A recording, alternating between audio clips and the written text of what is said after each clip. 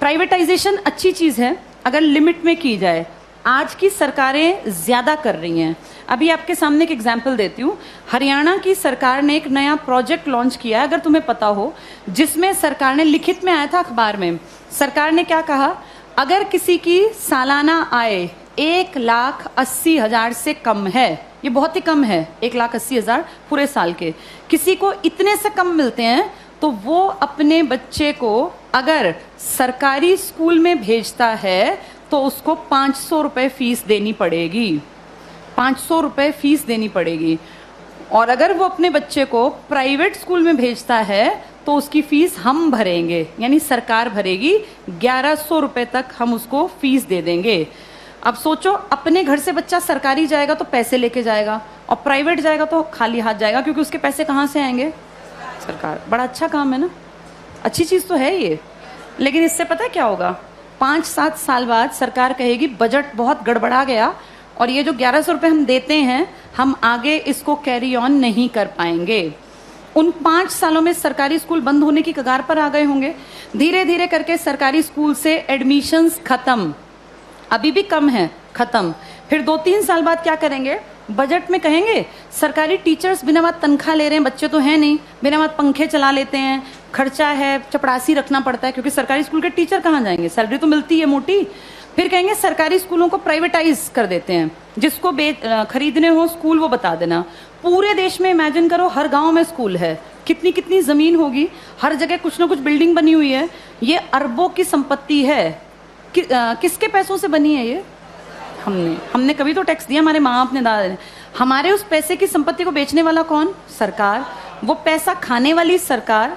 उस पैसे का इस्तेमाल हमारे लिए थोड़ी ना करेंगे, हमें पता ही नहीं कहाँ जाएगा। सारे स्कूल कुछ सालों में देखना तुम, बड़े जो ये कैपिटलिस्ट लोग हैं ना, पूंजीपति, इनको ट्रांसफर हो जाएंगे।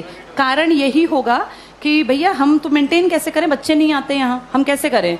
अब सारे बच्चे ढल गए प्राइवेट की तरफ, क्योंकि वो फ्री सोच रहे हैं इसको। वो सोच रहे हैं हमारी फीस कौन दे रहा है? सरकार। सरकार ये फीस कुछ साल बाद बंद कर देगी, और जब वो गरीब लोग वापस आएंगे ना कि यार सरकार नहीं देती, चलो सरकारी में पढ़ते हैं, तब तक सरकारी स्कूल बंद हो चुके होंगे, इन पे बड़े बड़े ताले लटके होंगे, या इनके बोर्ड बदल के लिखा होगा अंबानी प्राइवेट स्कूल या अडानी प्राइवेट। हाँ, ऐसा ही होगा, यही फ्यूचर है हमारा, अडानी प्राइवेट स्कूल। और जब जाके यहाँ फीस पता करेंगे ना, तो 5,000 मिनिमम फी है। अब बताओ, वो मजदूर का बेटा, वो किसान की बेटी कहाँ पढ़ेंगे?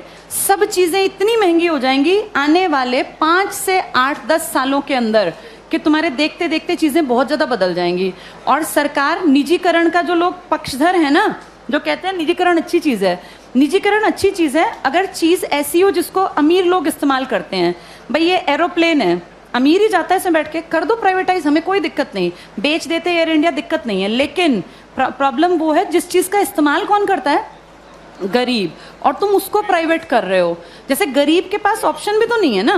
भाई एरोप्लेन में बैठने वाला 12,000 की टिकट ले, चाहे 20,000 की, उसकी जेब पे ज्यादा फर्क नहीं पड़ता। पर बस में चलने वाले आदमी जो रोज बेचारा 10 रुपए बचाने की सोचता है, अगर तुम टिकट 10 की जगह 50 की करोगे तो वो तो बेचारा मर गया, वो कैसे जीवन जिएगा? तो जो प्राइवेटाइज कहते हैं ना अच्छी चीज है, अमीरों वाली चीजों को प्राइवेटाइज कर दो, कोई दिक्कत नहीं है। जो बेचारा गरीब मुश्किल से जीवन यापन करता है, उसकी चीजें क्यों प्राइवेटाइज करा रहे हो? और सरकार अब जो अगली नजर रख रही है ना, वो शिक्षा पे है।